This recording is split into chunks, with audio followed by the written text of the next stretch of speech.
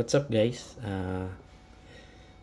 Welcome to my unboxing, no? So for today mag-unbox tayo ng special kit. Ito yung Aero Avante Asia Challenge 2024 special, no? So limited edition na Aero Avante. So nag-selling siya noong last month, end of the month of April. So naging 1:1 siya. So thank you dun sa mga shop na nag-support para maiwasan yung reselling at hoarding ng mga items, no? So dahil dyan nakakuha tayo ng kit.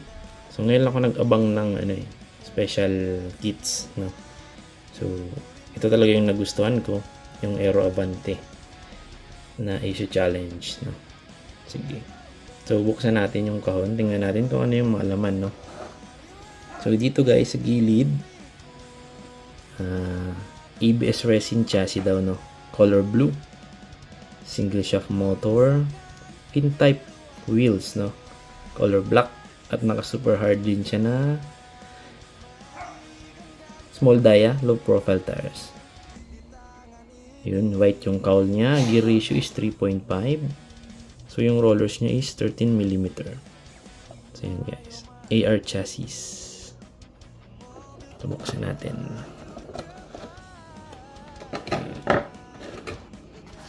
Ito siya guys, yung laman ng kahon. So labas natin, oh. So una is yung cowl. Yan. Color white siya, no? Ganda. Yan. Next is yung chassis. Color blue. Yan. PCABS. Yan. Kita. So, one of the main reason kung bakit ito yung kinuha ko is color blue siya.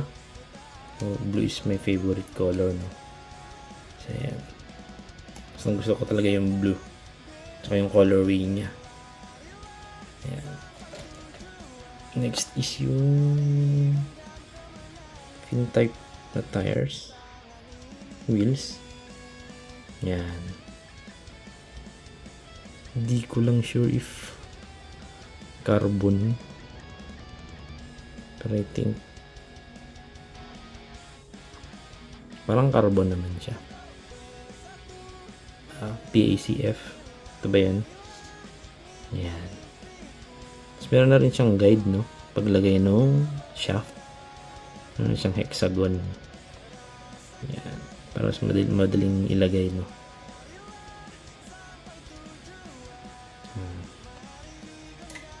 Next naman is yung tires niya. So, super hard. Ayan, nakalagay naman. Asia Challenge. Ayan. So, maganda siya sa backstop.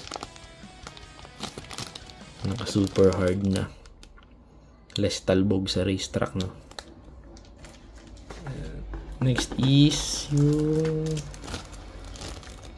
internals. Color black. Ayan. Okay. Tapos ito yung single shaft motor, white bell motor siya, no? So ano ba to? Mabuchi. Mabuchi. Dito rin yung gears niya, yung 3.5 gears, 3.5. Dito yung wheel shaft, propeller, terminals, yung screws, carbon pinion na rin siya guys. Ayan, carbon pinion. Ayan.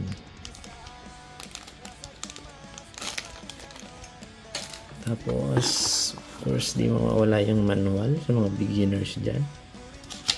Follow nyo lang tong manual para ma-assemble nyo yung kit. Ayan. Ayan.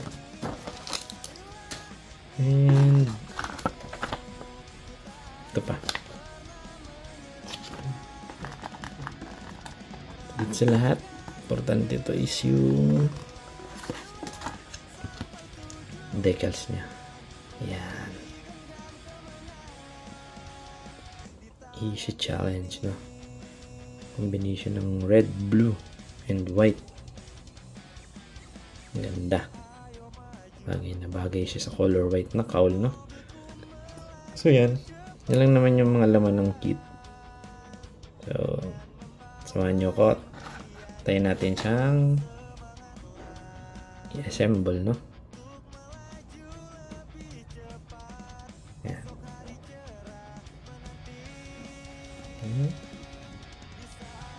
Magic tayo, guys. Lagyan natin ito dito.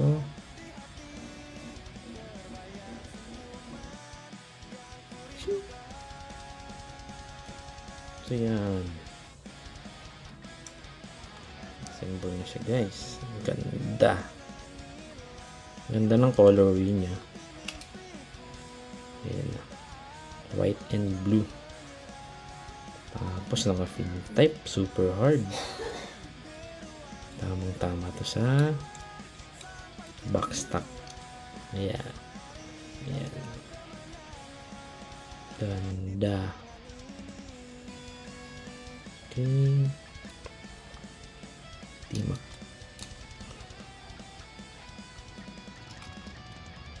Yan. Ang lupit niya, no? So, try natin ilaro sa backstock to. So, syempre, i-break in muna natin. So, yan, guys. Sana nagustuhan nyo. Please like and subscribe sa page and channel ko, no? Meron din ako sa YouTube. And then, Facebook at LEC Mini 4-Wheel Drive.